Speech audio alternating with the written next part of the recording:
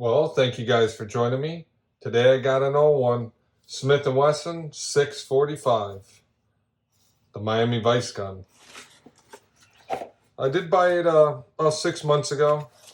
Came in this box, which I'm guessing is the original box. 645 is an all stainless, so Smith & Wesson's first stainless 45 semi-auto gun. It's nice. Move that box out the way.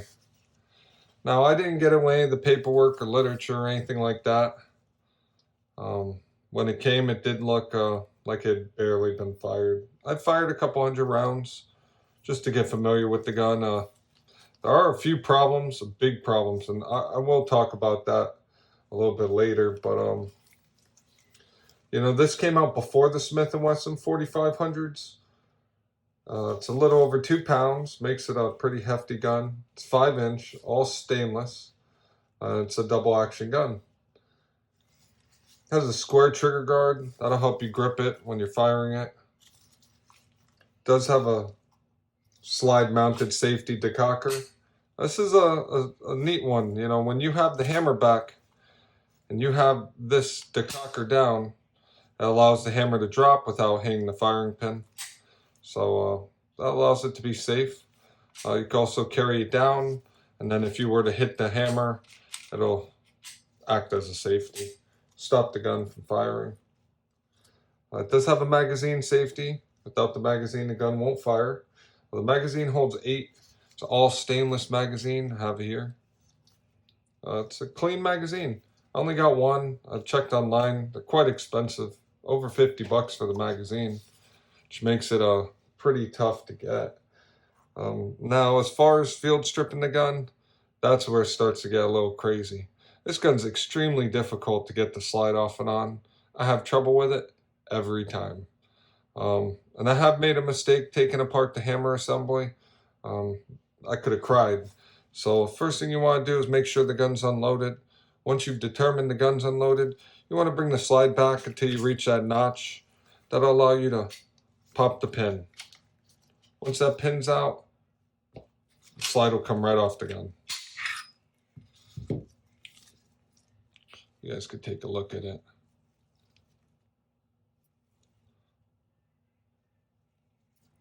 Now, these were Ameriglow sights. You know how that goes. The gun was made between 85 and 88, so you're not going to have much night vision there.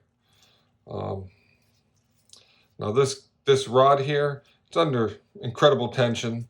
If it slips, it'll fly across the room, bounce off the wall. If it hits your teeth, you're going to be missing a couple.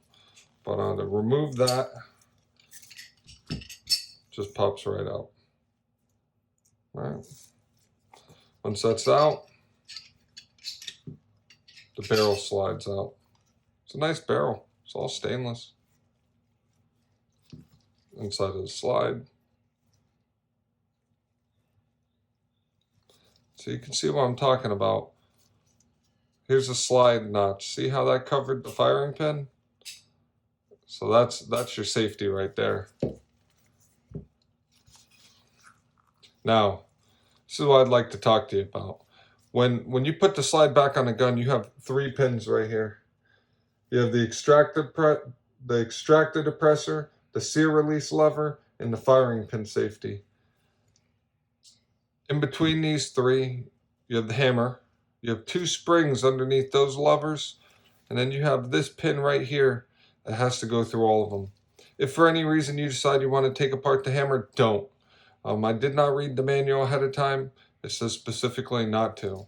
I probably wasted 20 hours getting that pin back in. I was about to send the gun away. I called Smith & Wesson.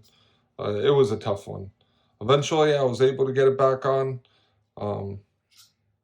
But I'd sell the gun before I did that again. As far as reassembly, the barrel goes in the slide.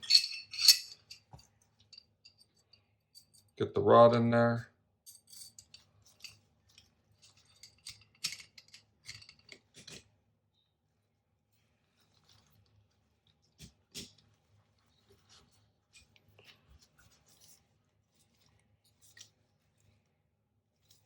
All right. Now, when you put that slide, we got to depress these 3 levers. You have to have the hammer up. You can't put it back. If you put the hammer back, these levers won't go down far enough to get the gun on.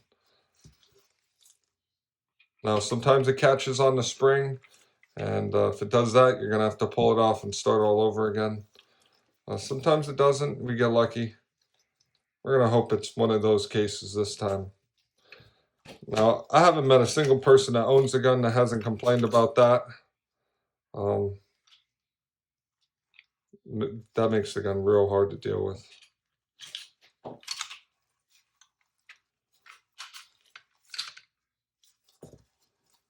Now the pin goes right back in.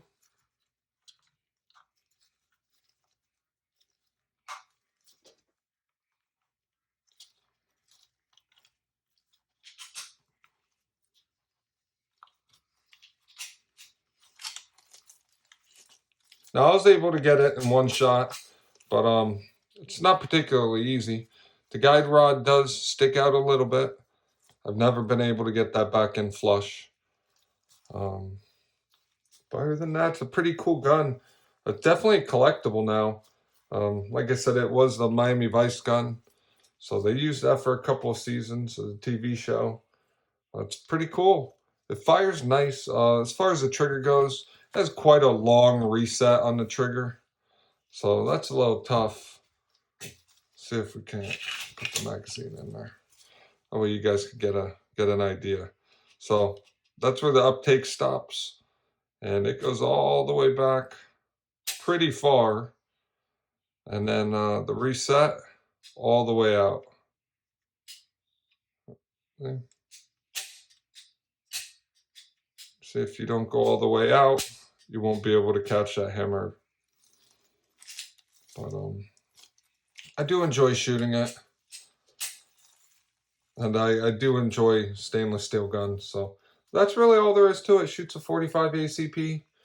They replaced this gun for another gun that looks very similar to it. Another issue it has with this ambidextrous decocker, a lot of people put Loctite on the screw to keep it from falling off. Some people have the problem where it jiggles out after so many shots, 10 or 20, but I don't seem to have that problem. But I enjoy you watching. I'll have more videos. If you have questions on it, leave it below. Please follow, and thank you for watching.